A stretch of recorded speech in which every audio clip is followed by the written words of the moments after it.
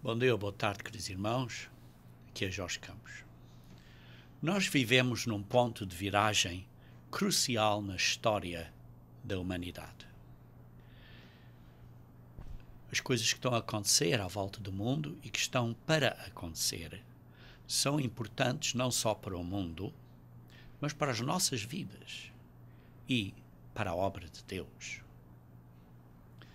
Desde o início, Deus, quando criou o homem, começou, digamos assim, o maior feito, a maior façanha do seu ato de criação. Pois até para Deus, criar o homem com o plano final que Ele tem para o homem de sermos filhos e filhas de Deus, na família de Deus. Até isso foi um grande ato, e é um grande ato que Ele está em progresso de fazer. Começando então em Gênesis capítulo 1, versículo 26, Gênesis capítulo 1, versículo 26, Deus disse: façamos o homem à nossa imagem, conforme a nossa semelhança. Tenha ele domínio sobre os peixes do mar, sobre as aves do céu, sobre os animais domésticos, sobre toda a terra, sobre todos os répteis que rastejam pela terra. Criou Deus, pois, o homem à sua imagem. À imagem de Deus o criou. Homem e mulher os criou. Então, o Altíssimo e aquele que nesse momento, nesse período, era o Verbo, disseram que iam fazer o homem à semelhança deles. E então o Criador, aquele que foi o Criador, aquele que fez a ação de criar, que, como sabemos, foi o Verbo que veio à Terra como filho do homem e filho de Deus, ele então começou a criação fazendo, digamos assim, o homem de matéria física. Mas é um processo de criação, um processo de reprodução espiritual da imagem deles. Isto é, um processo de nos mudar para uma natureza divina, de nos mudar de uma natureza humana, corrupta, para uma natureza divina, para sermos seres com corpos espirituais de composição espiritual. Nesse processo, inicialmente, Deus então deu ao homem a oportunidade de fazerem decisões. E as decisões são basicamente muito simples. Ou escolhem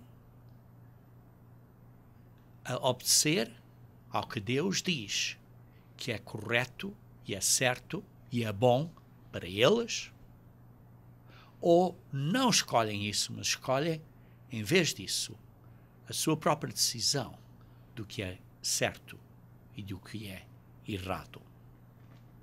Isso foi o que aconteceu ao Adão e a Eva, e vocês leem em Gênesis capítulo 3, que Satanás veio e que os seduziu e os iludiu a dizer que não vão morrer, podem tomar desta árvore, isto é, desta maneira de viver, que é em que vocês decidem por vocês próprios o que é bom e o que é errado. Em vez de acreditarem no que Deus diz que é bom e errado para nós. E por causa disso,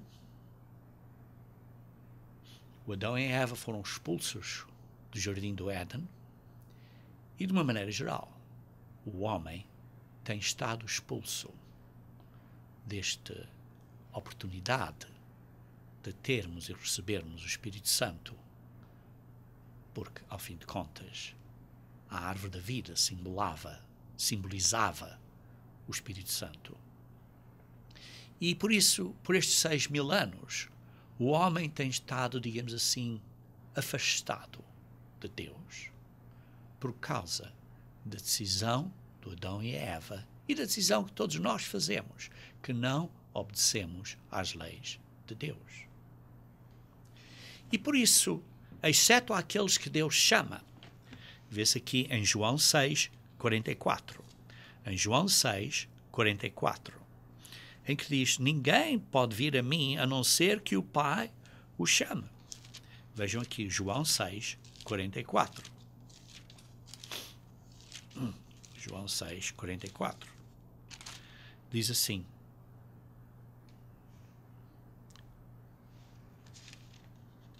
ninguém pode vir a mim se o Pai que me enviou não o trouxer, e eu o ressuscitarei no último dia. E por isso, queridos irmãos, a humanidade, de uma maneira geral, a maioria das pessoas, 99,99% das pessoas que você vê, não estão a ser chamadas pelo Pai hoje em dia. E as que estão a ser chamadas, poucas delas, ainda menos delas, respondem e são escolhidas. O dia virá em que esta chamada será aberta a todo o mundo. Mas agora está fechada. Exceto aqueles a quem o Pai escolher. Não é uma questão de que uns são melhores que outros. É uma questão que Deus escolhe quem é que vai chamar agora, para serem treinados agora, e quem é que vão ser chamados depois, quando o mundo inteiro vier a ser chamado. E por isso, quando as pessoas não são chamadas e não respondem a esta chamada de Deus, estão sujeitas às características da mente humana. E as características da mente humana são descritas em Jeremias, capítulo 17, versículo 9. Jeremias, capítulo 17, versículo 9, diz assim: enganoso é o coração mais do que todas as coisas, e desesperadamente corrupto, quem o conhecerá? Queridos irmãos, enganoso é o coração. Você acredita que o seu coração está a enganar a você. É o que a Bíblia diz. E por isso o que se passa hoje em dia é que temos o resultado, como se vê em Romanos capítulo 8, versículo 7.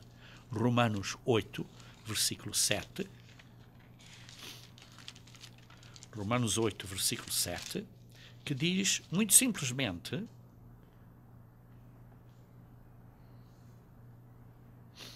diz assim: pois, por isso, o pendor da carne é inimizade contra Deus. A inclinação das pessoas que são carne e sangue, como você e eu somos, este pendor da carne, esta inclinação que nós temos de uma maneira natural da natureza humana, é inimizade contra Deus. Foi o que aconteceu a Adão e Eva. Tornaram-se inimigos de Deus e foram expulsos do paraíso. Igualmente, nós temos a mesma inclinação até sermos chamados pelo Pai. Porque diz assim, continuando: pois não está sujeito à lei de Deus, nem mesmo pode estar.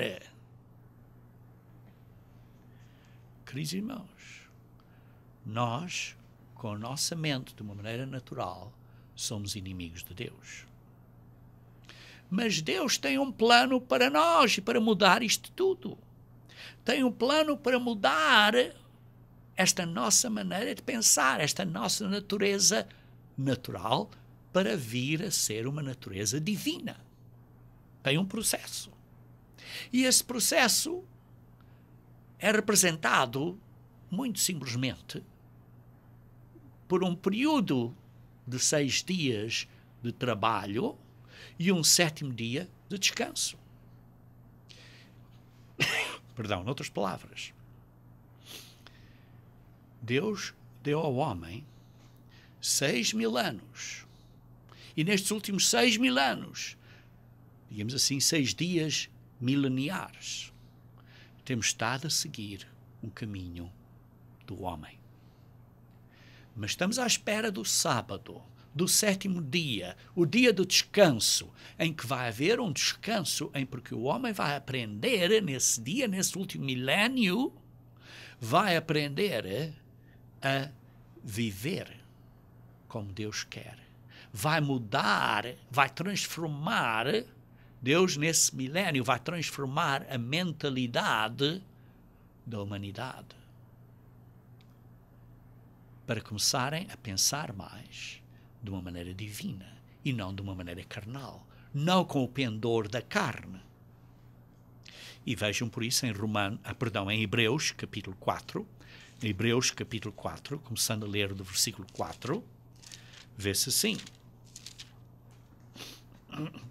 porque em certo lugar assim disse no tocante ao 7º dia, e descansou Deus no 7º dia de todas as obras que fizera, e novamente no mesmo lugar não entrarão no meu descanso.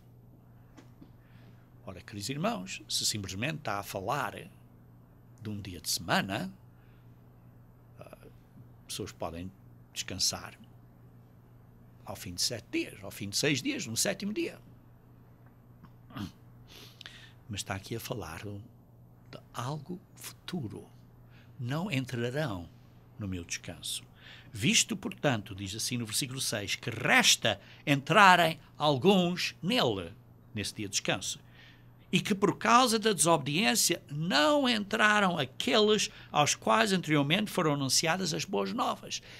Isto é, aqueles a quem receberam a boa nova de saírem do Egito e irem para a terra prometida, que era simbolicamente entrarem no descanso da terra prometida. Esses não entraram. Sim, porque morreram no deserto. Mas de novo determina certo dia, hoje, falando por David, muito tempo depois, segundo antes for declarado, hoje, se ouvires a minha voz, não endureceis o vosso coração. Hoje, se vocês estão a ouvir a minha voz, não endureçam o coração. Ora, se Josué lhes houvesse dado descanso, sim, se Josué, quando foram para a terra prometida, se de facto tivessem tido esse descanso quando entraram na terra prometida, não falaria posteriormente a respeito do outro dia. E qual é o outro dia? Esse outro dia é o milénio por vir. É o reino milenial de Jesus Cristo. Portanto, resta um repouso, ou um sabatismo, ou um descanso sabático para o povo de Deus. O sábado ainda continua a ser um dia, e continuará a ser um dia, porque é simbólico do descanso vindouro, do milénio, e ainda para lá da vida eterna no reino de Deus. Por isso, queridos irmãos, Deus tem um plano da ação para chegarmos a esse ponto. Tem um plano da ação de transformar este mundo para um mundo que esteja debaixo do governo de Deus. E isso é o que ele profetizou a Daniel. Se vocês olharem a Daniel capítulo 2, Daniel capítulo 2, vê-se aí a profecia desta grande estátua. Daniel capítulo 2.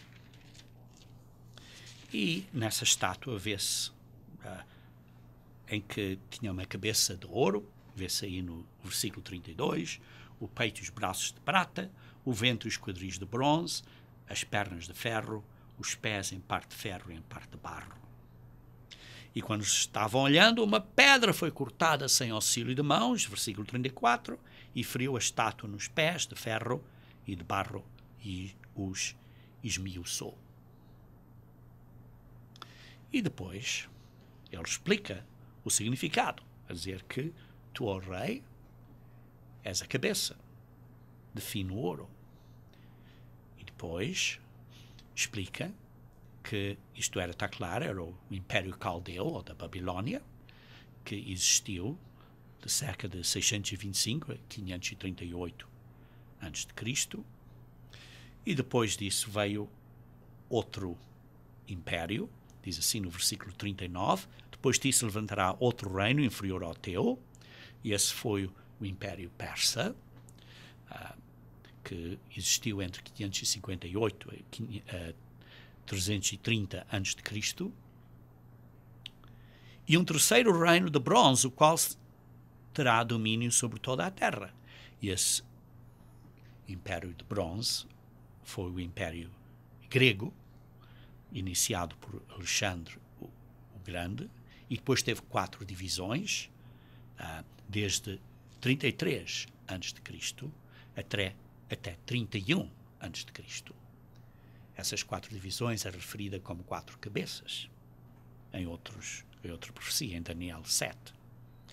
E depois assim diz, o quarto reino, foi o Império Romano, será forte como ferro, pois a ferro tudo quebra e esmiuça. Como o ferro quebra todas as coisas, assim ele fará em pedaços e esmiuçará. Esse então é o Império Romano, do ano 31 a.C. a 476 depois de Cristo. E depois fala, no versículo 41, que depois haverá o ponto que cheguemos então aos dedos dos pés, e então durante o reino desses dedos dos pés, desses reis, 10 dedos, 10 reis, o Deus do céu, lê-se no versículo 44, suscitará um reino que não será jamais destruído. Esse reino não passará a outro povo. Por isso vemos que há basicamente 4 reinos: o caldeu, o persa, o grego, que tinha 4 cabeças, e depois o romano. Esses 4 reinos conclui, digamos assim, 7 cabeças. O caldeu, o persa, depois o grego, que tinha 4 cabeças, são 6, e depois o romano, 7, que foi de 31 a.C. a 476 depois de Cristo. 7 cabeças, 4 reinos, mas 7 cabeças. Depois houve um período que chama-se o período da restauração imperial, durante o meio, depois disso, depois da queda do Império Romano, que sabemos que vieram várias fases, Justiniano e Carlos Magno e o Otão I e o Carlos da Áustria e Napoleão. Vieram essas 5 ressurreições. A 6ª foi o período de Mussolini e de Hitler, e uma 7ª que ainda há por vir. Isso está descrito em um bocadinho mais detalhe em Daniel 7. Só vejam comigo, se faz favor. Daniel 7. Daniel 7.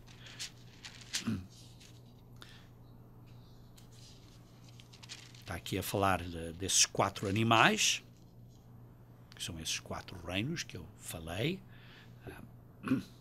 O caldeu, o persa, o grego e o romano. Está aqui a falar em Daniel 7, versículo 17. Esses grandes animais, que são 4 reis que se levantarão da terra. Mas os santos do Altíssimo receberão o reino. São esses 4. Mas ao fim disso, que representa esses 10 reis, que são os dedos dos pés, nesse período vai haver uma pedra que esmiuçará esses dedos dos pés. E essa pedra representa, então, os santos do Jesus Cristo com os santos do Altíssimo, que receberão o reino e o possuirão para todo o sempre, de eternidade em eternidade. Vai ser um reino eterno. Vê-se também no versículo 22. Até que veio o ancião de dias e fez justiça aos santos do Altíssimo, e veio o tempo em que os santos possuíram o reino. E vejam também no versículo 27, o reino e domínio e a majestade dos reinos debaixo de todo o céu serão dados ao povo dos santos do Altíssimo, o seu reino será reino eterno, e todos os domínios o servirão e lhe obedecerão. Por isso vemos aqui que vai haver estes 4 reinos, que são 7 cabeças, porque, como disse o terceiro, que era o grego, tinha 4 cabeças. Por isso são 7 cabeças. E depois, vemos que depois disso tudo, há o período de uma ressurreição, restauração imperial, através do Sacro Império Romano. E ao fim dessa restauração, que é os dedos dos pés, o último domínio dessa restauração imperial, então é quando essa pedra é formada, que é Jesus Cristo, e é tirada, desce para destruir esta estátua, estes reinos da terra, nesta região que afeta o Oriente Médio e que afeta a Igreja de Deus. E por isso, queridos irmãos, Deus tem um plano. Através de, embora haja estes reinos de nações, Ele nos revela este plano da ação para trazer o seu reino. Vejam em Apocalipse capítulo 13, que descreve um bocadinho mais acerca deste assunto. Apocalipse capítulo 13. Agora notem que no Apocalipse capítulo 13, começando a ler no versículo 1, diz: Eu vi emergir do mar uma besta que tinha 10 chifres e 7 cabeças. E depois diz, e a besta que vi era semelhante ao leopardo, com os pés do urso e a boca de leão, isto é, tinha estas semelhanças dos grandes animais de Daniel 7, e foi do dragão, isto é, Satanás, que lhe deu o poder, o seu trono e grande autoridade, esta besta que se vê aqui através destes anos. E depois vi uma das suas cabeças como golpeada de morte, mas essa ferida mortal foi curada, e toda a terra se maravilhou seguindo a besta. Por isso vê-se esta besta foi morta. Teve uma ferida golpeada de morte, uma ferida de morte, e morreu. Mas ressuscitou através do Sacro Império Romano. Digamos assim, as ressurreições durante esse período. Vejam, por exemplo, aqui no versículo 5, foi-lhe dado uma boca que proferia arrogâncias e blasfémias e autoridade para agir 42 meses. Esta besta que foi ressuscitada por Satanás, debaixo do Sacro Império Romano, teve poder de criar grandes problemas aos cristãos durante um período de 42 meses. Ora, o que é 42 meses? Ora, um mês tem 30 dias. Por isso, 42 multiplicado por 30 dias por mês dá um total de 1260 dias. 1260 dias. Então, quando é que o Sacro Império Romano, isto é, o romano governado por uma igreja, pela mulher, por uma igreja, quando é que começou a ser estabelecido? A primeira implantação disso foi a restauração imperial de Justiniano, em 554 depois de Cristo. Depois veio o Carlos Magno, em 800 depois de Cristo. Depois veio o Otão, em 962 depois de Cristo. Depois veio Carlos da Áustria, em 1520. E finalmente o Napoleão, em 1804. E que esse império caiu em 1814. Por isso, esse Sacro Império Romano existiu entre 554 depois de Cristo, que foi quando o Justiniano iniciou a restauração imperial do Sacro Império Romano, de 554 até 1814, quando foi a queda de Napoleão. Isso representa exatamente um período de 1260 anos. Um ano por cada dia, que é exatamente esses 42 meses proféticos que se refere aqui. Isso foi o que aconteceu durante esse período, que foram essas, digamos, cinco ressurreições, do que se refere aqui, nesta besta, das 5 ressurreições, e depois houve uma sexta. Se forem a ver isso em Apocalipse 17, Apocalipse 17 fala acerca desta besta que é montada pela grande meretriz. Isto é, montada pela Igreja. Ora, destes reinos, o que foi montado pela Igreja foi a partir do ano de 554 adiante. Os reinos anteriores, isto é, a Babilónia, o reino persa, o grego e o Império Romano por si próprio, até que teve a golpeada mortal. Esses não foram, digamos assim, governados por esta grande meretriz, que é uma igreja, digamos assim, cristã, que controlou o Sacro Império Romano, como sabemos pela história. E então vê-se aqui, no Apocalipse 17, esta meretriz a cavalgar em cima desta besta. E esta besta que a meretriz cavalga é simplesmente que representa os reis de que ela governou. Isto é, ou controlou. Isto é, a partir do ano 554, Justiniano, depois o Carlos Magno, depois o Otão, e depois o Carlos da Áustria, e depois o Napoleão. Esses 5. Depois desses 5, vê-se aqui, continuando a ler aqui, vejamos então começar a ler aqui do Apocalipse 7, versículo 7. O anjo, porém, me disse: porque te admiraste, dir-te-ei o mistério da mulher e da besta, que tem as 7 cabeças e os 10 chifres que leva a mulher. A besta que viste era e não é, e está para emergir do abismo. Esta besta era e não é, está para emergir do abismo, e caminha para a destruição. E aqueles que habitam sobre a terra, cujos nomes não foram escritos no livro da vida desde a fundação do mundo, se admirarão vendo a besta, que era e não é, mas aparecerá. Sim, esta besta hoje em dia não é, mas vai aparecer. Aqui está o sentido que tem sabedoria. As 7 cabeças são 7 montes, isto é, são 7 governos, são 7 grupos de governo, dos quais caíram 5. Isto era o Justiniano, o Carlos Magno, o Otão, o Carlos da Áustria e o Napoleão. Caíram 5.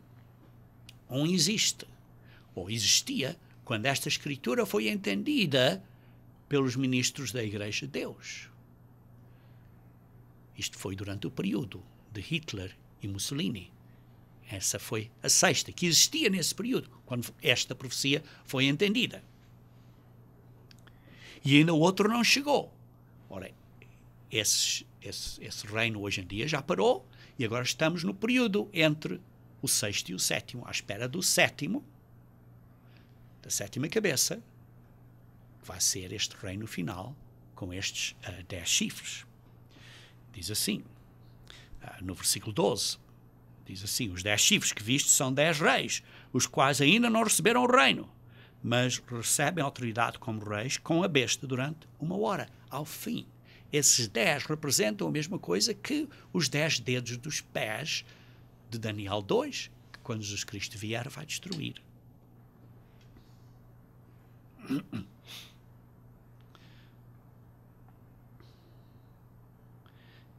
versículo 13. Têm estes um só pensamento e oferecem à besta o poder e a autoridade que possuem. Tem só um pensamento, tem só uma maneira de ver as coisas. E então estes 10 vão dar a sua autoridade a este rei. Vai ser um rei sobre eles todos, que vai ser chamado a besta. O poder e a autoridade que possuem. E durante esses períodos, diz assim, desse período desses reis, diz assim no versículo 14, diz assim, durante esse período, pelejarão eles contra o Cordeiro, que é Jesus Cristo, a vinda de Jesus Cristo. E o Cordeiro os vencerá, pois é Senhor dos senhores e Rei dos reis. Vencerão também os chamados, eleitos e fiéis, que se acham com ele. Por isso, estes reis vai ser do período do fim, a era do fim, e é quando Jesus Cristo voltará à Terra para estabelecer o descanso. Este descanso milenial. Estes 1000 anos, este milénio de descanso. Por isso, resumindo isto, a profecia diz que havia estes reinos da Babilónia, a Persa, os gregos, que tinham 4 reis, e depois o romano. O romano cairia, mas depois ressuscitaria debaixo da igreja. A igreja haveriam 5 primeiro, e depois haveria um 6º, o qual hoje em dia já passou, que foi o Hitler e o Mussolini, e agora estamos à espera do 7º. E por isso, queridos irmãos, o que é que estamos à espera? Agora, Apocalipse, o livro da Apocalipse dá assim, digamos assim, uma outra descrição. Queridos irmãos, nós temos um guia de estudo bíblico que vos ajuda a ver o significado disto tudo, estudando o livro do Apocalipse. Mas aqui o livro do Apocalipse dá uma sequência muito breve, digamos assim, muito detalhada. Fala acerca de 7 selos. Os primeiros 4 são 4 cavaleiros. Depois o 5º é a grande tribulação. Quero que pensem, a grande tribulação primeiro, que é o 5º. Depois tem os sinais celestes, que é o 6º. E depois disso tem o dia do Senhor, ou as trombetas, que é o 7º. Por isso vemos, é a tribulação, os sinais celestes, e depois o dia do Senhor, ou as trombetas. Nós ainda não chegamos hoje em dia ao período de tribulação. Estamos nesta fase em que a tribulação está prestes. Eu já dei vários sermões aqui acerca de 7 coisas para observarem. 4 de um tipo geográfico e político, tal como Israel, os Estados Unidos, as nações israelitas, digamos assim, o Oriente Médio, e haver sacrifícios no Oriente Médio, na área de Jerusalém. Essas são da área geopolítica. Eu tenho dado esses vários sermões nisso que podem ver no site. Além disso, depois há duas coisas para observar que são religiosas, que é a igreja falsa e a igreja verdadeira. A igreja falsa, cristã falsa, e a igreja cristã, igreja de Deus verdadeira igreja de Deus. E ver acontecimentos que há com isso. E finalmente, o 7º ponto que eu tenho repetido várias vezes, que tenho que observar, é a queda da moralidade, a queda de problemas a acontecer no mundo da sociedade. Por isso vemos estes 7 pontos, que inclui a Europa, que inclui o Oriente Médio, que inclui o Rei do Norte e por isso o Rei do Sul, esses pontos geopolíticos e coisas que vão acontecer nessa área, às quais já dei sermões no passado. Essas coisas vão desenvolver uma crise que depois explodirá. e que virá a ser a grande tribulação. Eu também disse que, além dessas coisas para observarmos, precisamos nos observar a nós próprios. E isso é muito importante. Precisamos de fazer, e eu mencionei isso, usando Lucas 21. Deixe-me ir aí agora para recordar a vocês este ponto importante. Lucas 21. Em Lucas 21, começando no versículo 34, diz assim: cautelai-vos por vós mesmos. Isto é, nós temos que vigiar a nós mesmos, para que nunca vos suceda que o vosso coração fique sobrecarregado com as consequências de exageros, de orgia, de exageros de beber, ou exageros de farras, ou exageros de seja o que for, exageros de danças, exageros de embriaguez. E depois diz, e das preocupações deste mundo. E para que aquele dia não venha sobre vós repentinamente, não venha sobre vós rapidamente, sem vocês não estarem à espera, como uma surpresa, como um laço, pois já há de sobrevir a todos os que vivem sobre a face da terra. Isto vai acontecer a todo mundo. A todo mundo, não é só esta nação ou aquela nação, é todo mundo.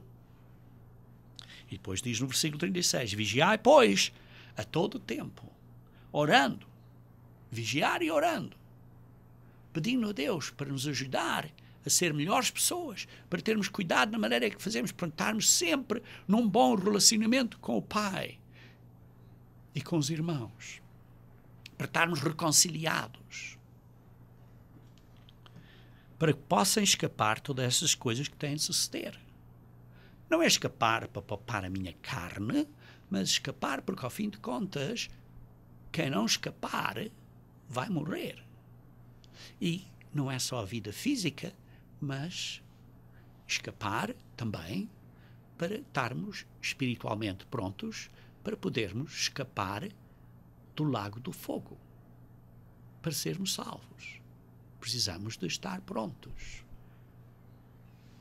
E assim estar em pé na presença do Filho do Homem. Isto é, poder ter a vida eterna. Não é só a tribulação, é a vida eterna. Queridos irmãos, muito vai acontecer. Muito vai acontecer. E, queridos irmãos, quando diz para escapar, não está a dizer aqui que vai haver um arrebatamento secreto. Não, não é o que está a falar aqui. Não está a falar de um arrebatamento secreto. Está a falar que precisamos estar perto de Deus para sermos contados como fiéis, para podermos escapar. Orando. Queridos irmãos, como é que Deus nos vai proteger? Nós não sabemos. Deus sabe. E nós temos confiança nele. God o revelará ao seu tempo. Queridos irmãos, não é um arrebatamento secreto. Vejam em Mateus 24 também. Mateus 24. Vejam, por exemplo, o versículo 36 a 44. Diz assim: mas a respeito daquele dia e hora, ninguém sabe, nem os anjos dos céus, nem o Filho, senão o Pai.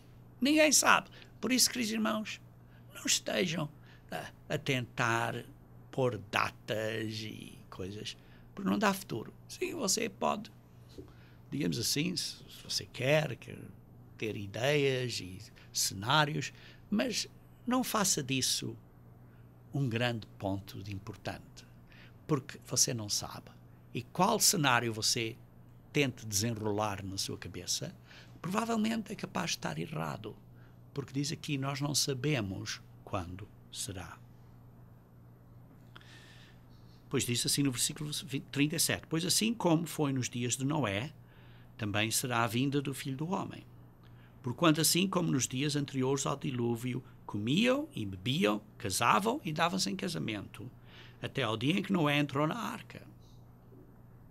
E não perceberam, senão quando veio o dilúvio. Não entenderam. até quando veio o dilúvio. Isto é, foram apanhados de surpresa. E os levou a todos. Isto é, os levou. O dilúvio os levou. Levou aonde? Para o céu? Não, os levou para a morte. Assim também será a vinda do Filho do Homem. Estando dois, então dois estarão no campo, e um será tomado, um será levado. Pode ser que seja levado para proteção, ou talvez será levado, como os outros foram levados no tempo de Noé, foram levados para a morte e morreram. Sim, é bem possível que seja esse significado, porque está a falar aqui, dentro do contexto. No versículo 39, os levou a todos pelo dilúvio. E diz assim no versículo 40, 2 estarão no campo, um será tomado, isto é, será levado, e o outro não, e o outro deixado. E o outro sobreviverá, escapará. Pode ser isso. 2 estão trabalhando num moinho, numa será tomada e deixada a outra. Portanto, vigiai, porque não sabeis em que dia vem o nosso Senhor. Tal como nos dias de Noé. Vigiai.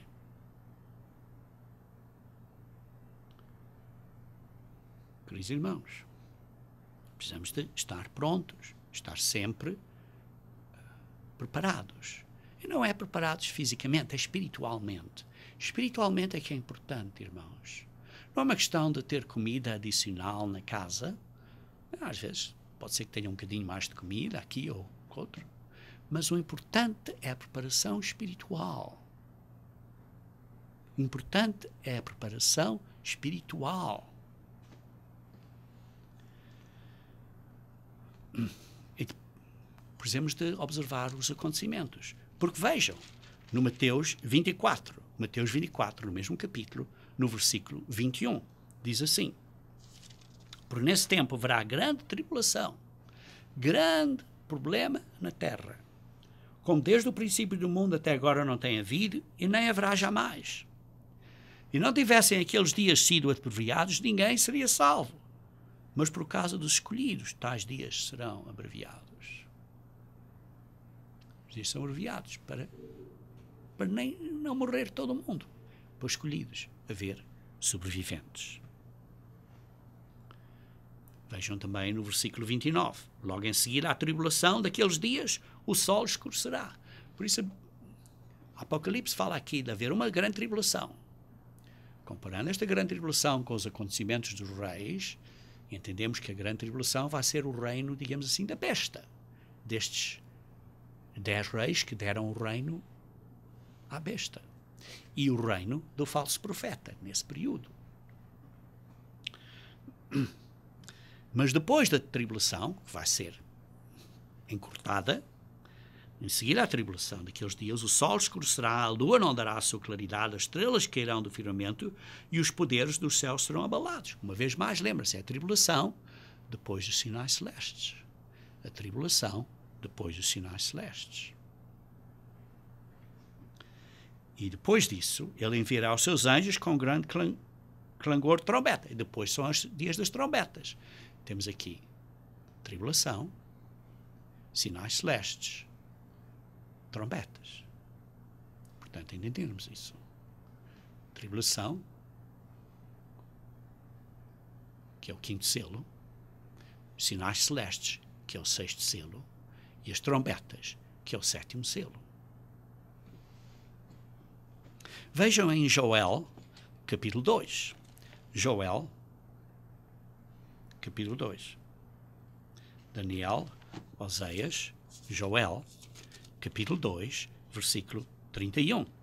Sim, o sol se converterá em trevas e a lua em sangue antes que venha o grande e terrível dia do Senhor.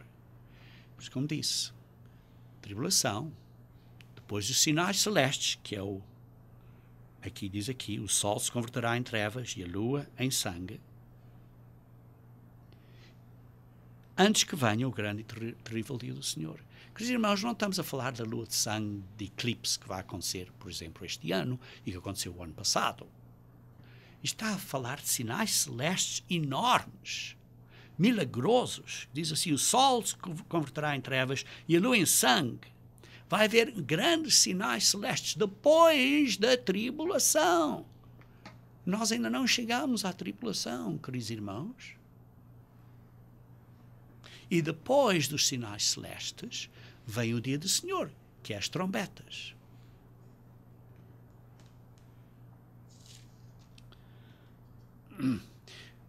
Vejam então isto aqui na Apocalipse, capítulo 6. Apocalipse, capítulo 6. Apocalipse, capítulo 6, vemos aqui ao início, do versículo 1 até ao versículo 8, vemos os 4 cavalos, os 4 primeiros selos. O versículo 9, vemos o 5º selo. Apocalipse 6, capítulo 9, vemos o 5º selo, que é a grande tribulação. Depois, no versículo 12, que é como eu disse, Apocalipse 6, versículos 1 a 8, são os 4 cavaleiros. Versículo 9 é o 5º selo.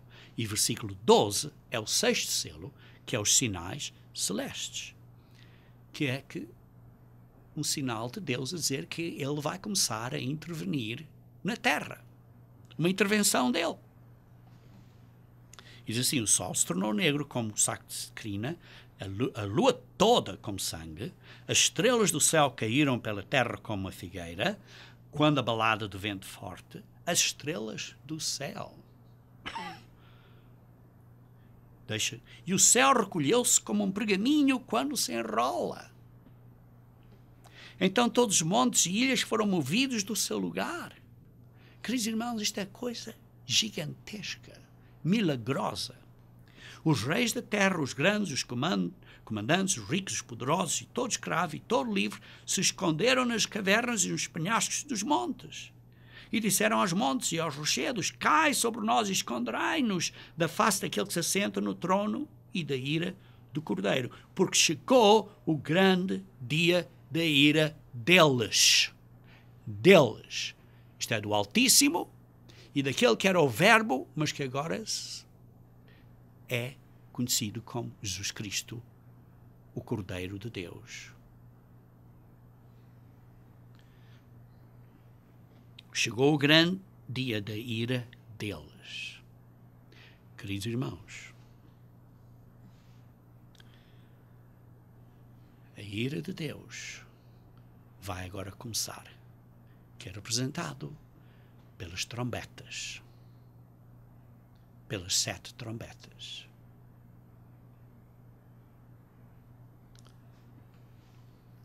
É sinal que Deus vai começar a castigar o mundo inteiro. Inteiro. É o começo do dia do Senhor. Vejam então, no capítulo 8, versículo 1.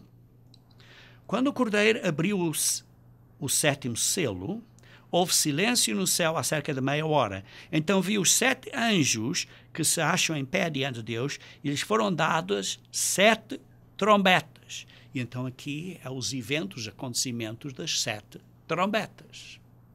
Representado pelo dia das trombetas. Mas antes das 7 trombetas serem tocadas, o que é que acontece? O que acontece está em Apocalipse, capítulo 7. Veja aqui no versículo 3. Dizendo, não danifiqueis nem a terra, nem o mar, nem as árvores, com estas trombetas que vão acontecer, até selarmos na fronte os servos do nosso Deus. Precisamos de selar os servos do nosso Deus. Primeiro. Por quê? Porque as 7 trombetas são o castigo de Deus aos seres humanos. E Deus não vai castigar os seus servos. Vai protegê-los.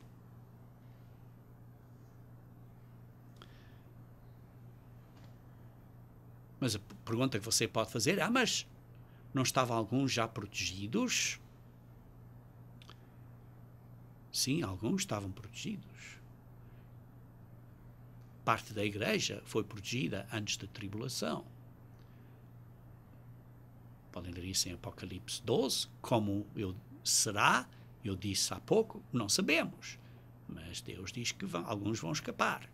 Como? Não sabemos. Mas, depois da grande tribulação, ou durante a grande tribulação, vai haver muitas pessoas que se vão arrepender por causa da mensagem que nós estamos a dar hoje. O aviso que nós estamos a dar hoje. As pessoas estão a ouvir, ou vão ter as nossas publicações da Boa Nova, ou têm cópias destes sermões que vocês espero que guardem e gravem para poderem ouvir depois. E então, como é que vão ouvir isso? Vão ter este conhecimento depois. Vão se arrepender durante a grande tribulação. Porque vão reconhecer, ao fim de contas, isto era verdade. E vai ser também o período das duas testemunhas. E por isso vão se arrepender. E diz assim, vejam quem são estas pessoas que vão ser seladas. Vejam no versículo 14 do capítulo 7. E diz assim, quem são e de onde vieram estas pessoas? Uma grande multidão, 144 mil das 12 tribos de Israel, e uma grande multidão de gentios. E diz assim, respondeu o Senhor, no versículo 14, quando perguntou quem são e de onde vieram, eu não sei, tu sabes. Então ele me disse, são estes os que vêm da grande tribulação. Aqueles que estiveram através da grande tribulação e se arrependeram, que se arrependeram perante Deus, que foram batizados, que receberam o Espírito Santo de Deus e por isso agora estão a viver da maneira como devem viver, seguindo a Cristo, como discípulos de Cristo. E por isso, diz assim, e lavaram as suas vestiduras e as alvejaram no sangue do Cordeiro. Como é isso? Através do arrependimento. Quando você se arrepende, você lava as suas vestiduras no sangue do Cordeiro. E então vão ser protegidos dos problemas que virão com as 7 trombetas. Vejam, mantenham o dedo aqui, porque vamos voltar aqui daqui a pouco. Por isso mantenham uma marca aí em Apocalipse 7. Mas olhem para Isaías 49. Isaías 49.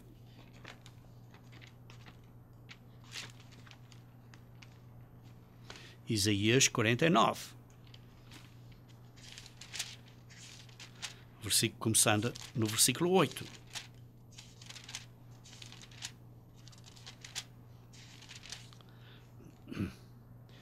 Diz assim, diz ainda o Senhor, no tempo aceitável eu te ouvi e te socorri no dia da salvação. Guardar-te-ei e te farei mediador da aliança do povo para restaurares a terra e lhe repartires as herdades assoladas. Para dizeres aos presos, sai, e aos que estão em trevas, aparecei. Eles apastarão nos caminhos e em todos os altos desnudos terão seu pasto. Não terão fome, nem sede. A calma, nem o sol os afligirá. Porque o que deles se compadece os guiará e os conduzirá aos mananciais das águas. Transformarei todos os seus montes em caminhos, e as minhas veredas serão alteadas.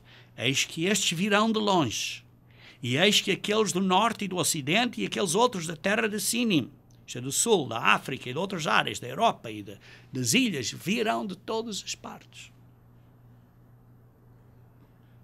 E não vão ter fome, nem sede.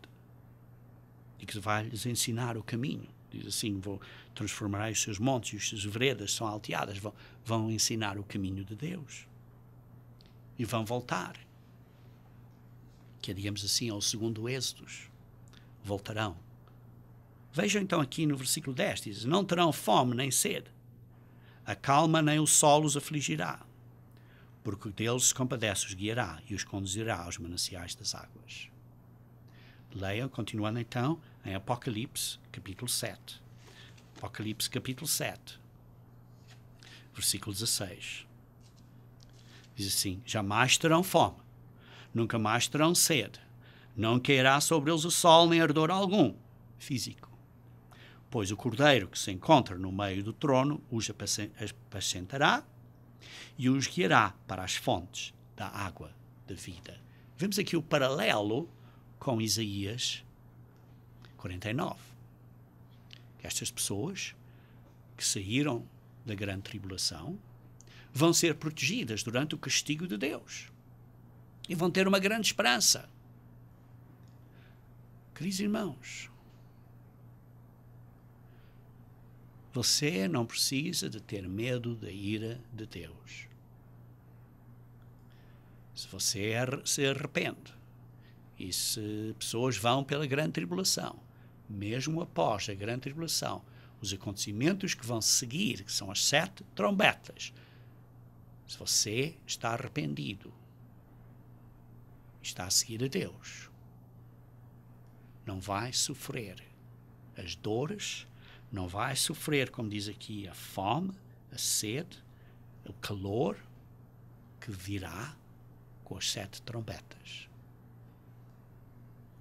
Por isso, as 7 trombetas aqui representa o que vai acontecer, que é o dia das trombetas.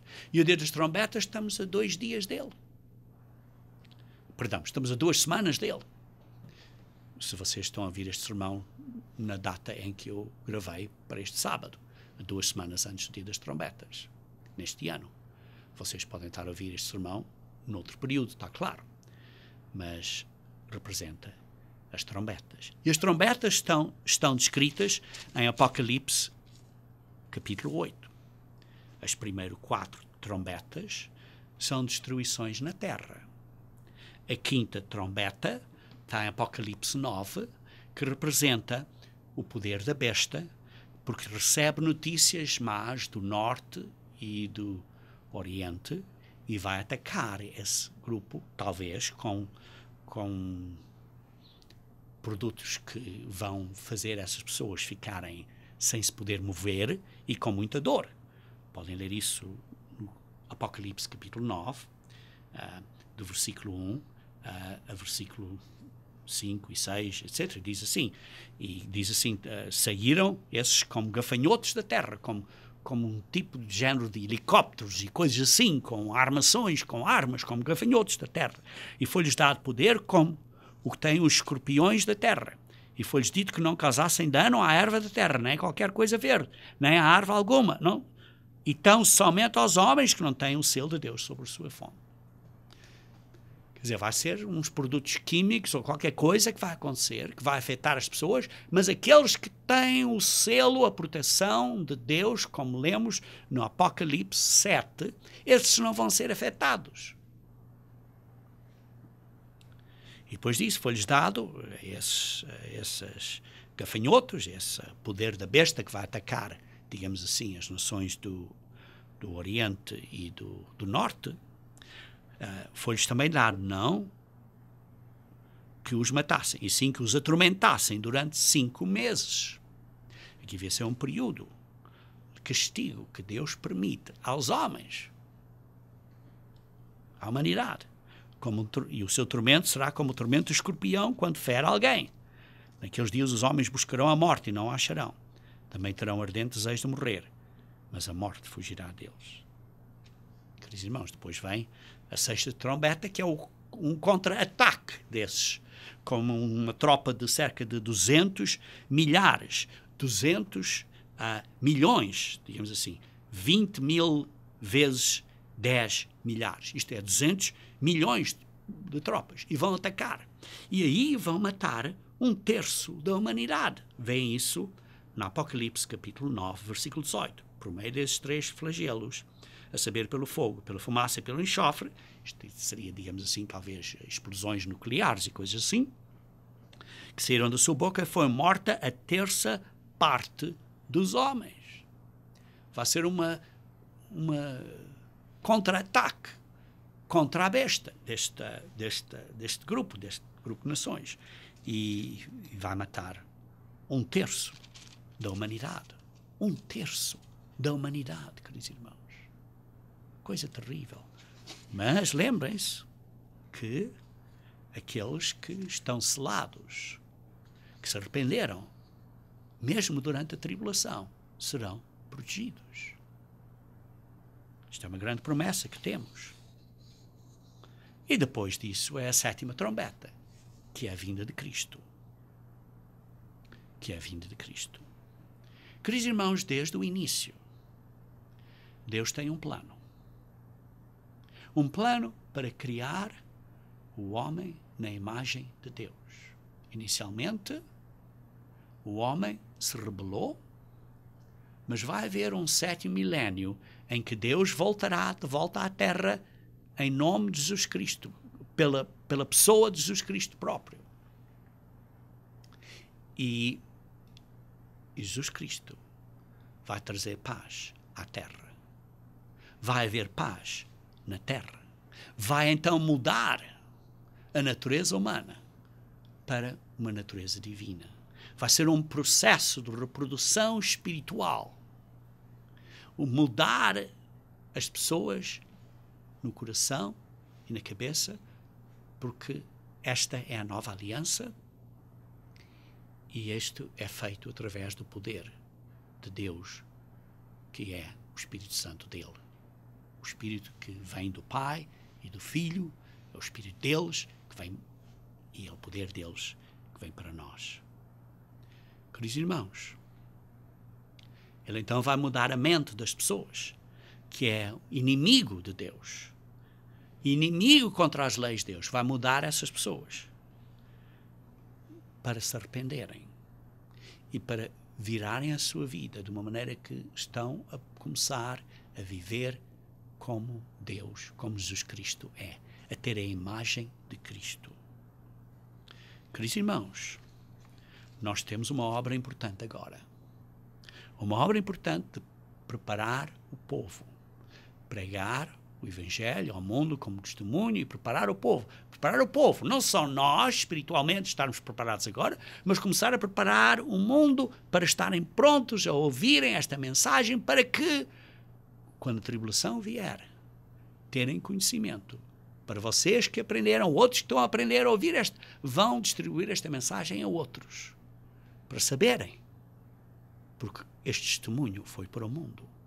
Foi para o mundo português também. Queridos irmãos, nós estamos num ponto importante de viragem crucial na história da humanidade.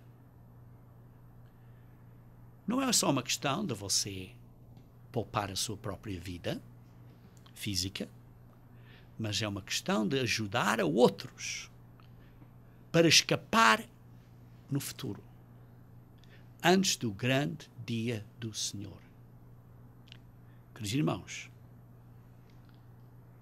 você está a vigiar-se e está a ter cuidado para mudar a sua maneira de pensar, a sua maneira de ser, para ser mais de acordo com o que Deus quer e a suportar a obra de Deus, ajudar a obra de Deus?